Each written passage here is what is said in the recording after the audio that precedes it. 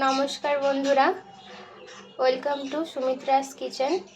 আজকে অনেক দিন পরে আপনাদের সাথে একটা বাঙালি থালি শেয়ার করছি আমরা। তো আজকের এই গরমের দুপুরে প্রথমে আমরা রেখেছি সাদা ভাত,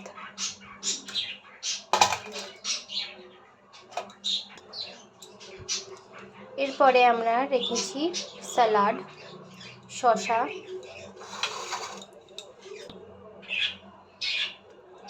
পটল মাখা,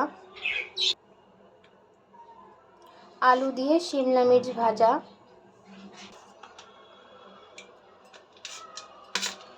উচ্ছে আলু ভাজা,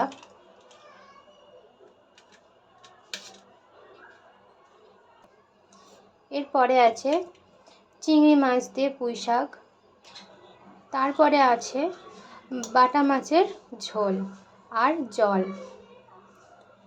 আজকের এই থালিটা কেমন লাগলো বন্ধুরা অবশ্যই কমেন্ট করে বলবেন।